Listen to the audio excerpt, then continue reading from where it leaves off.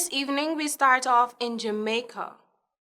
A 6-year-old boy has been hospitalized after he was stabbed multiple times and his genitals dismembered, allegedly by a 16-year-old boy in White Horses, St. Thomas. Reports are that late Friday evening, the 6-year-old boy's father became concerned after not seeing his son for a while and began making inquiries of his whereabouts. He was reportedly told that his son was last seen in the company of a teenager.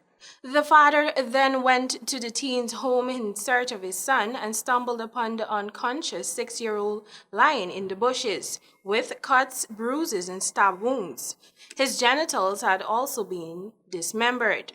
The young boy was rushed to the Princess Margaret Hospital in Morant Bay and later transferred to the Bosmont Hospital for Children in Kingston. The Morant Bay police have since taken the teen suspect into custody. The police say the suspect currently has a case before the court as he has been accused of molesting another little boy. The Pan American Health Organization, in a message marking International Breastfeeding Week that ends on Wednesday, said this includes adequate paid maternity leave and sufficient breastfeeding breaks upon return to work.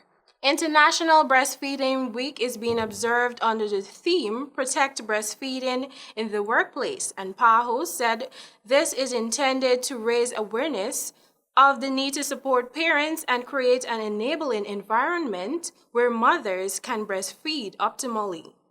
PAHO said in order to ensure that working mothers are adequately protected, it is calling for regional countries to implement the International Labor Organization's Convention number 183 and Maternity Protection Recommendation 2000 R191 and to enshrine this in national law. The convention states that women should be given at least 14 weeks paid maternity leave and that governments should endeavor to extend this leave to at least 18 weeks. It also stipulates that working mothers should be provided with 2 30-minute nursing breaks each day upon her return to work, as well as facilities for breastfeeding at or near the workplace. And now for news coming out of St. Kitts and Nevis. In what the government has described as a landmark move, the National Assembly has voted to decriminalize the use of small amounts of cannabis for private and religious use in St. Kitts and Nevis, replacing some criminal penalties with fines and community service. The new law passed by the National Assembly on July 31 changes the penalties for possession of up to 15 grams of cannabis, the use of cannabis in private residences, and in houses of worship for the Rastafarian community.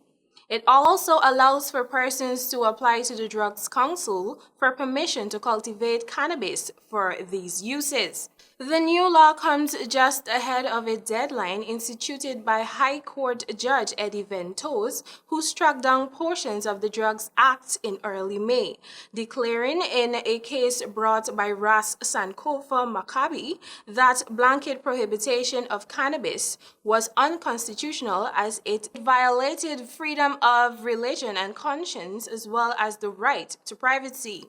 Penalties for small amounts of marijuana of less than 15 grams have been reduced. Instead of a criminal charge, a person will receive a ticket with a $50 fine. If the fine is not paid, then community service will be required. If the community service is not done, then a small term of imprisonment will be made. An exemption has been made for public places for worship for practitioners of the Rastafarian faith. The smoking of cannabis in public would be punishable with a $1,000 fine or in default of payment of up to 40 hours of community service or in default of that of up to 3 days of imprisonment. The bill also creates separate consequences for children found to be using cannabis and would require them to participate in a drug counseling program approved by the government. And finally, news coming out of our neighboring Venezuela. U.S. President Donald Trump has imposed sanctions on assets of the Venezuelan government, according to an executive order published today. All property and interests in property of the government of Venezuela that are in the United States are blocked and may not be transferred, paid, exported, withdrawn, or otherwise dealt in, the executive order says. The Trump administration has been ramping up pressures on Caracas in a bid to oust President Nicolas Maduro from power.